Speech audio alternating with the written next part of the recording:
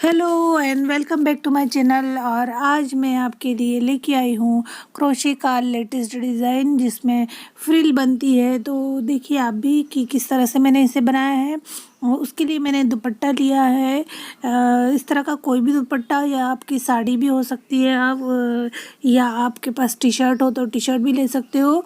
But T shirt में क्या होगा कि ज़्यादा गठान बनेगी और जो साड़ी और दुपट्टा है उसमें लंबी स्ट्रिप बन जाती है।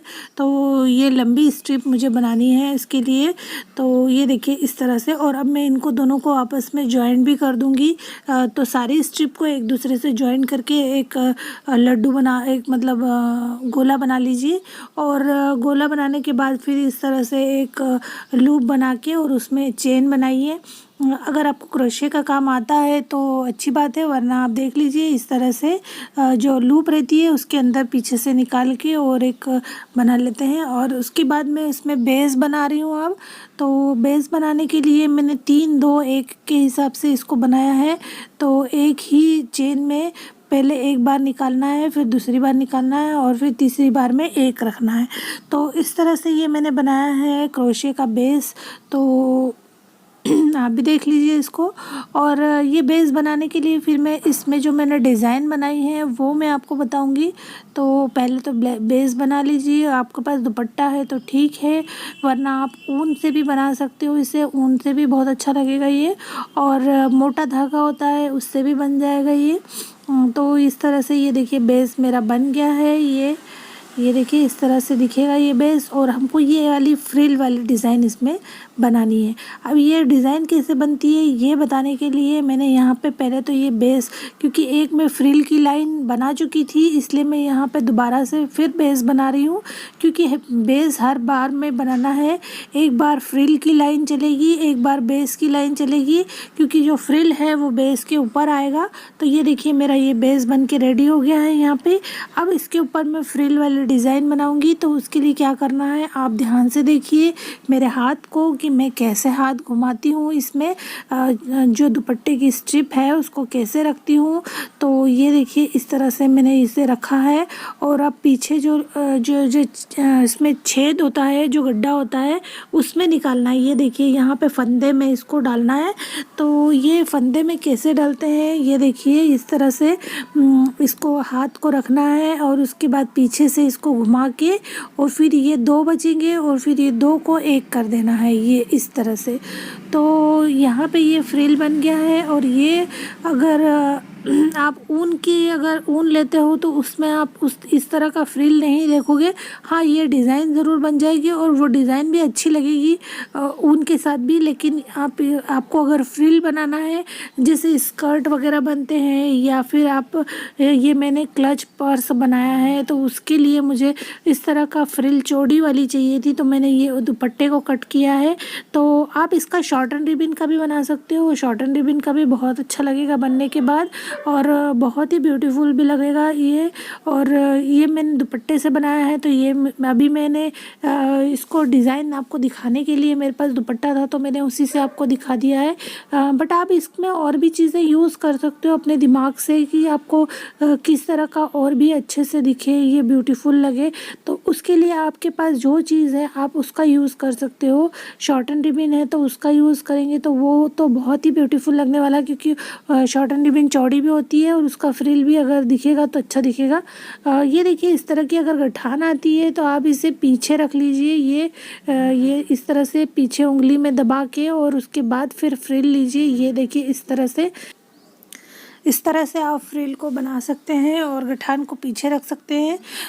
अगर आपके पास जैसे इसमें साड़ी होगी तो साड़ी में कम गठान आएगी क्योंकि उसकी स्ट्रिप और लंबी होगी। और ये दुपट्टा था तो इसमें थोड़ी सी इसमें गठान ज़्यादा आती है। इस तरह से अगर आप जितना छोटे से छोटा कपड़ा लोगे टी शर्ट का या और कुछ भी तो उसमें गठान ज़्यादा आएगी।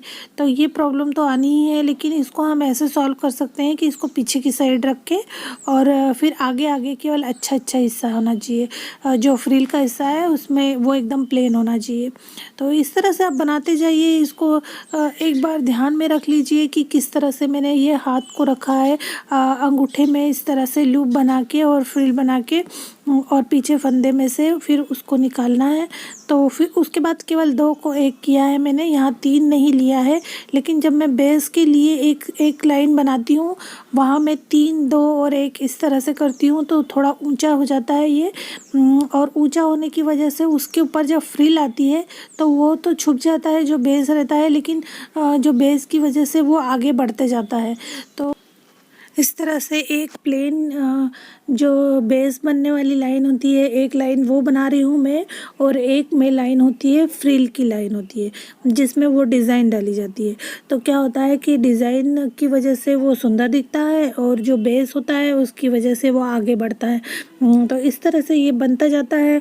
और आपको फ्रेंड ये मेरा वीडियो और मेरी ये जो क्रोशिया वाली डिज़ाइन है ये आपको कैसी लगी बताइएगा ज़रूर कमेंट करके। और अच्छी लगी हो तो लाइक, कमेंट एंड शेयर।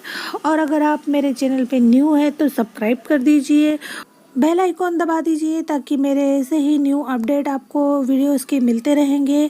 और अगर आप क्रोशिया की कोई डिज़ाइन चाहते हैं मुझसे बनवाना तो मैं आपके लिए क्रोशिया की और भी डिज़ाइन लेके आ सकती हूँ, लेकिन आपको कमेंट ज़रूर करना होगा अगर आप बनवाना चाहते हैं मुझसे क्रोशिया की डिज़ाइन तो। और ये देखिए ये इस तरह से ये फ्रिल बनाने में ये जो गठान है इसको पीछे की तरफ रखना है और जो फ्रिल है उसको आगे की तरफ रखना है। तो इस बात का ज़रूर ध्यान रखिए कि आपकी जो जॉइंट है वो पीछे के साइड ही रहे, वरना अगर आगे आ गया, सामने आ गया जहाँ फ्रिल होती है तो वो अच्छा नहीं दिखेगा। इस तरह से देखिए ये मेरा दुपट्टा जो है ये 2 कलर में था। आपके पास अगर सिंगल कलर का भी है तो भी वो उसका बना हुआ अच्छा दिखेगा। और अगर आप स्कर्ट भी बनाओगे तो भी बहुत इसमें आसानी से बन जाएगा। आपको चेन का साइज़ लेना है उसमें, तो नीचे के साइड से जैसे बड़ी चेन लीजिए, उसका बेस बनाइए, उसके बाद वो हर बार उसमें एक एक करके छोड़ते जाइए तो स्कर्ट जैसा ऊपर जाके सकड़ा हो जाएगा और नीचे की साइड जो स्कर्ट वाला हिस्सा रहता है वो चौड़ा रहेगा। तो ऐसे स्कर्ट भी बना सकते हो आप, उसको अपने हिसाब से फोल्ड बना के। और ये देखिए ये मेरा बन के रेडी हो गया है। ऐसे के ऐसे ही अगर आप, ये मैंने एक दुपट्टे से बनाया है, इतना बना है। अगर आपके पास 4 दुपट्टे हैं अलग अलग कलर के तो आप 4 दुपट्टों का इस तरह से बना के और इसको चारों को आपस में ज्वाइन करके एक अच्छा सा डोरमेट भी बन सकता है, टेबल मेट बन सकता है इस तरह के।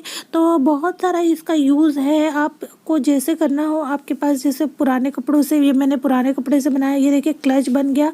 यहाँ पे ऊपर की साइड में चेन लगा दूँगी तो ये देखिए इस तरह से ये क्लच के हिसाब से भी बन गया है। और अगर ऐसे 4 अगर जोड़ लूँगी आपस में तो एक डोरमेट बन गया, टेबल मेट बना सकते हो इस तरह से आप। तो इसका यूज़ आप बहुत तरीके से कर सकते हो, आपके दिमाग में जो आता है, क्योंकि इसमें आप पुराने कपड़े को यूज़ कर सकते हो, ऊन को, शॉर्टन रिबन को।